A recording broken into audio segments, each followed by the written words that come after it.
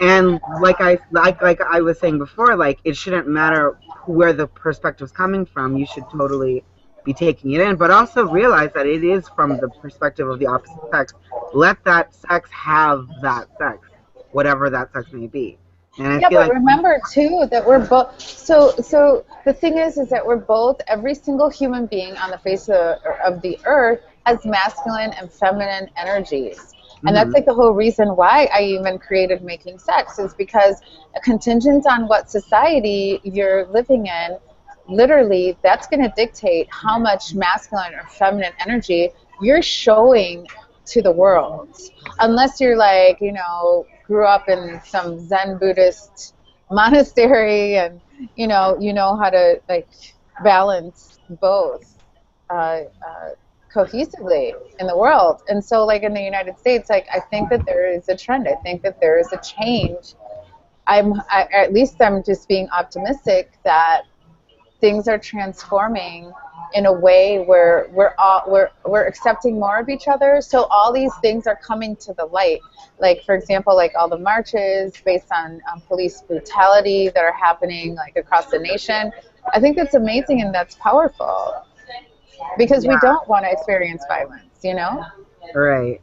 I feel like a lot of times, but a lot of times I also feel like violence is classified as only physical. People don't take into account um, The what? people don't take into account verbal abuse, Right. emotional abuse, mental abuse. It's like you have to you have to see the bruises to validate your experience, and I feel like that's the wrong way to go. Yeah, well, because emotional abuse can last for to the day you die, as opposed to a bruise just going away.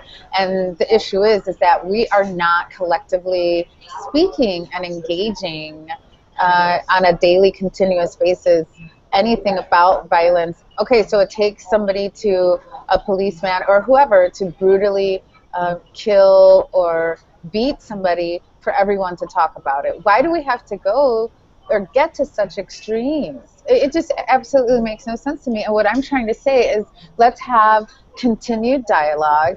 Let's get together, irrelevant of culture, irrelevant of gender, and really support each other in regards to violence.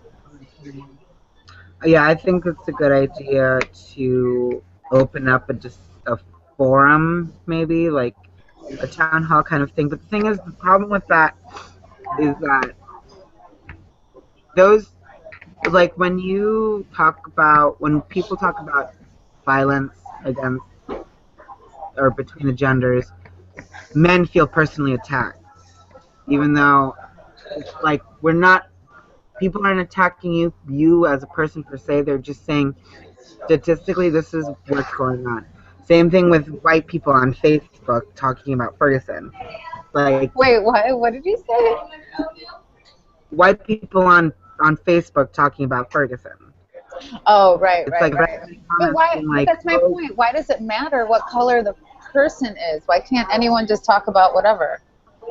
because different experiences and from different viewpoints are are valid, yes, but we should be able to accept that one thing is coming from a white voice, one thing is coming from a black voice, one thing is coming from an Asian voice, one thing is coming from a Hispanic voice, without people being like, well, what why do we need race any like why are you just race baiting? It's not race baiting, it's just stating facts. Like I it's not a personal attack on I feel like white people a lot of times when they read things like what's going on in Facebook for Ferguson, they feel personally attacked. And first of all, that's very selfish of you to feel that way because the issue is so much bigger than your Facebook account. Right, right, right, right. And they're And you making, have and to they sort they of themselves are making it about color. no, Right, it is. I mean, it intrinsically is about color anyway. right. So we can't sit here and say, "Oh, well, it's a great tragedy, sure, but why do we need to put in race into it when race is all of the thing that this is about. It's about police brutality, it's about abuse of power, it's about police people thinking, certain police people feeling like, oh well, I'm a citizen, so I can do, you know, I should be able to have the same rights as citizens, except I have authority to do as I say. I feel like the moment you became a police officer, that's when you stopped being a civilian. So Right, but wait, let the me same rules add don't something apply. because racism and violence, that's taught behavior. That's learned behavior. When you're a little child, when you're born, I mean, you're not really behaving like that. You're accepting and embracing the world in which you were born into. And unless you start seeing violent behavior, like you see a kid hit another kid, then you're like, oh wait.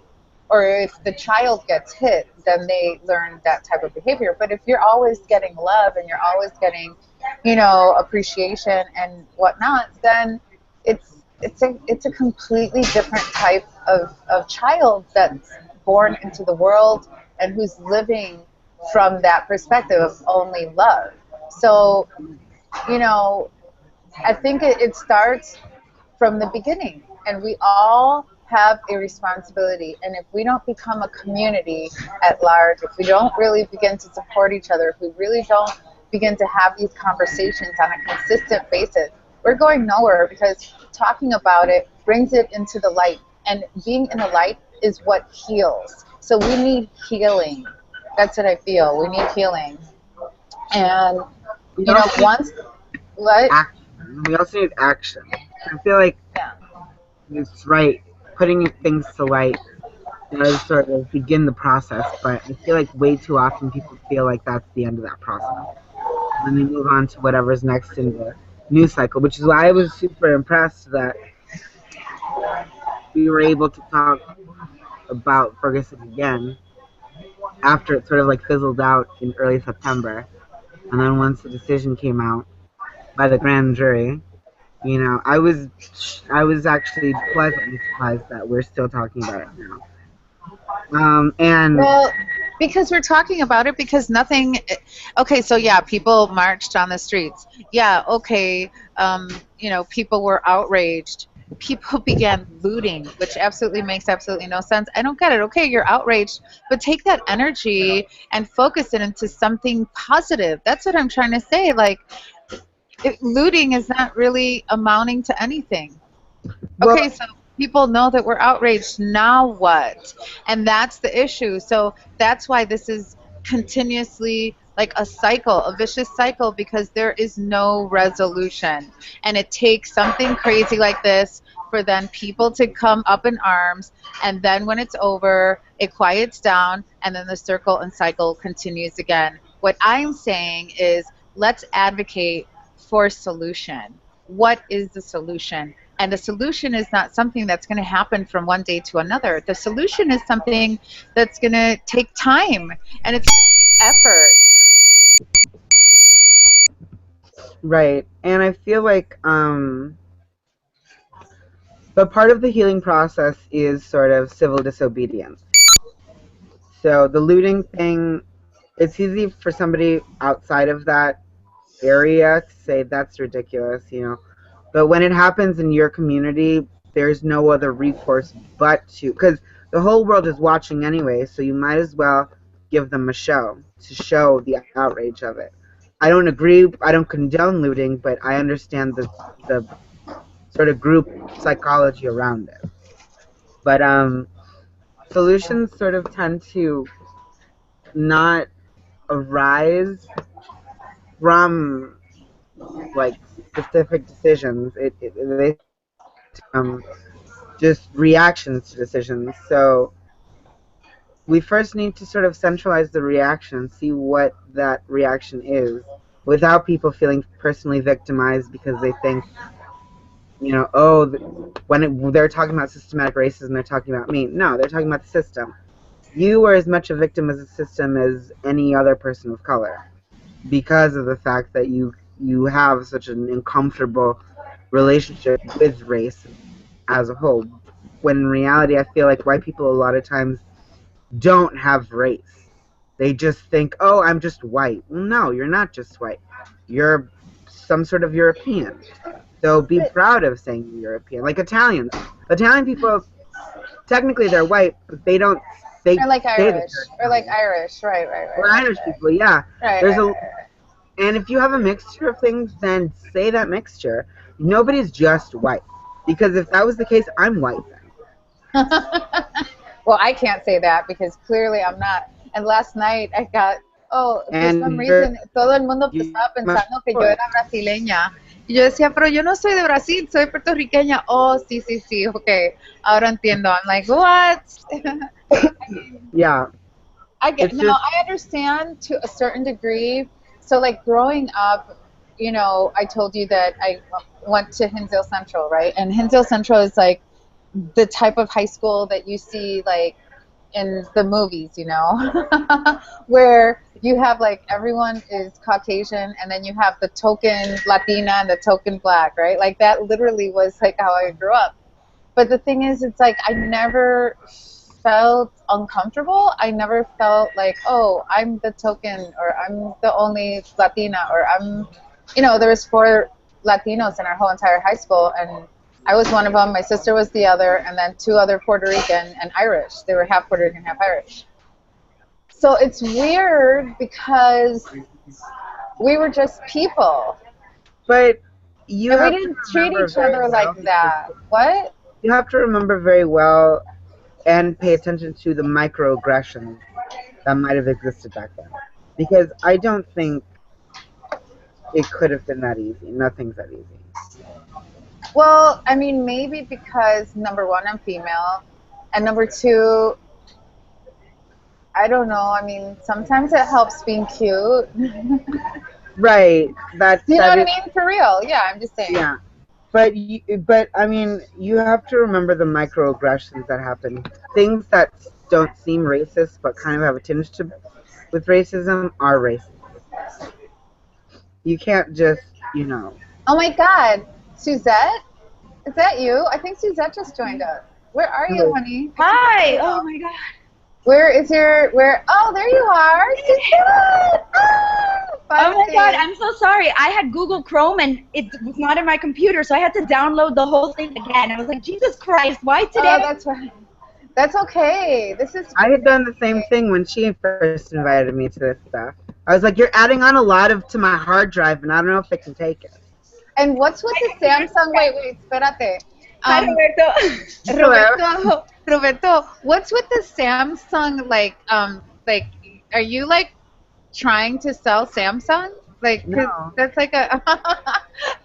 I got a new TV. Yeah, well, we don't. I mean, like, it's like I feel like you're advertising. Are you advertising? Are we advertising for Samsung today? No, I hate Samsung. Oh, okay. I was like, I'll get my Terrible product. coffee. so how are you, sweetie? We've been talking about violence. You know, we've Well, been so. when you called me, you guys were talking about I heard you over say, like, I can't believe you like the Blackhawks. And I was like, I love the Blackhawks. Right? Sandra's a hater. I'm going to my first game next weekend. I'm really excited. I'm Awesome. super Okay, but jealous. now back to violence. Yeah. Well, we've been talking about violence and like how violence really is like. Is it really stripped down from color? Yeah. So we're talking about the Ferguson case, and then all the other things that are happening across the United States, and how it takes something like the Ferguson case to get people up in arms, but then there's no solution. That's one. But then we're also talking about the other layer of violence that happens in our homes, and due to that, like if you're seeing violence day in and day out, or even if it's just like once a month, it's still going to affect you as a child. So what my contention is that violence is a taught and learned behavior. And so it comes out, and so is racism, by the way. And then it comes out when we're adults, and even though, you know, we're taught in society not to really showcase it nowadays, right? Before you could showcase it. But then Roberto was talking about how, you know, there's like these little minuscule moments of aggression and racism. Yeah, well, I think you have a really good point that a lot of this stuff starts in the home. I think racism. I mean, I don't think racism is something that you are born with. I think that's something that you learn at home. And it's as far as like violence at home, and I'm saying this because I'm a mother now, and I was spanked. I mean, I would never was abused or anything like that. But with my own son, I find moments of like frustration and I don't want to say rage because I think that's like a little bit too much, but where it's like, do I spank my child or not? And what does that mean like in the future? And I've spanked my son. It doesn't work. I don't like it, you know, but I know what that line is, you know, but there's a lot of homes where it starts like that, and I can see where that it like plants the seed of something much bigger. And I think especially like in Latino households and in Black households, a lot of times that's the way that we've been taught. And so as we, if you don't put a stop to it, or if you don't use it in a particular way, that eventually leaks out into the streets. You know? Right. Right, but don't you think like spanking too is, I mean, any type of hitting is a form of aggression. I mean. Oh, yes, I'm totally, Right. yes. And that's what I'm saying is that I agree with that, and I've seen that in my own home, how like that could lead to something even more. So we generally don't do it, but it's not, what I'm trying to tell you is that instinctually, it feels like it's something almost instinctual to spank your child because that's what happened to me. Right. But that's not instinctual, it's more environmental. I learned that Exactly. in my house. But from a young age, you don't know anything else, you know? I didn't have timeouts in my house. You know what I mean? That wasn't a thing when I was a kid. So, you know, and the whole violence, like going out into the streets, it's Well, when that's your only way of so coping layered. with, yeah, it's your only way of coping with sort of problem-solving issues. If you see the way that people solve problems with violent aggression, then you're going to think, well, I can do that in my day-to-day life because that's what, you know, that's how I was taught. Then that must be how the world works.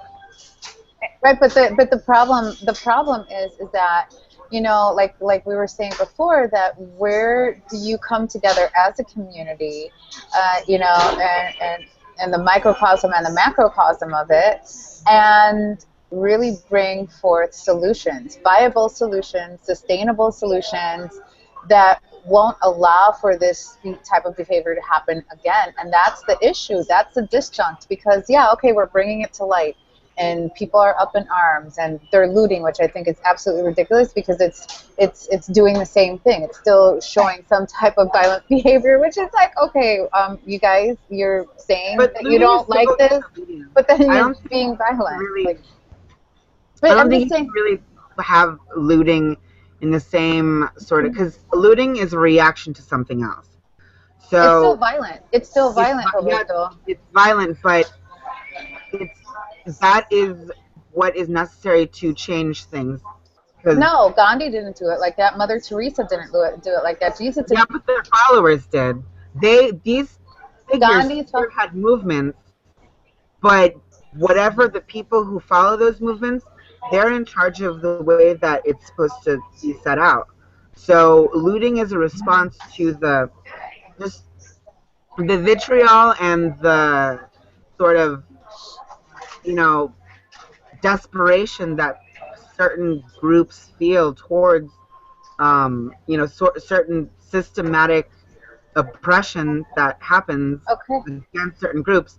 But I'm not condoning looting. I'm just saying looting is kind of necessary in order to get things done, because then it becomes sort of the extreme. Then you can come back and reflect. But it's a necessary evil. Right, I don't agree with you, because if you look at historically, if you look in at the 70s, that was like really crazy. You know, their answer to Vietnam and the looting and going to the streets and whatnot, and that didn't change anything. What I'm trying to say is, when can we finally stop the madness and stop all of that and create viable, sustainable solutions? Like that's the issue. It's like this cycle, this circle that continues and continues, and then when something crazy happens, then we burst at the seams and we don't want it, and then all of a sudden it dies down, and then everybody goes back to their homes and does absolutely nothing. What I'm saying is, what are the solutions, and how can we start, and it's going to take a lot of work. It's going to take a lot of time to I transform. I think that the biggest, and this is the biggest hurdle, is that you're talking about a lot of different communities, and these communities come from different places, and it has to start within the community and the education, Right. Claro. education of those communities. And I don't, like, again, I don't condone, you know, looting. I don't think violence is necessary, but I think that all comes out of desperation. Like when you don't know what else to do, and you know, I don't agree with it, but I think there's a better way of doing it. But it has to start. It has to start in the Black community. It has to start in the Latino community. It has to start in the white community. And especially when we talk about, you know, when we're talking about like everything that is happening now with like police violence and stuff like that, you know, I think one of the biggest things is that and I think in Chicago we see it a little bit differently, because I think that our police department is very reflective of the community that it serves. There are all kinds of Latinos on it. There are Polish people on it. There are all kinds of different, you know, races, colors, whatever. But unfortunately, that is not the case in a lot of the country, you know. And I think even here it happens where you get new cadets that come out and they think that aggression is the way that they have to calm situations. And I don't think it's your job as a police officer to be aggressive. It's to calm a situation down. Well, I think there needs to be some sort of a training that needs to go within that community of to understand the community that you're serving, to talk to people as opposed to a hierarchy. You know what I mean? you know what's interesting that you're saying this, Suzette, and I think that the next hangout that we have, I want to invite a Latino, a police officer actually, to talk about this.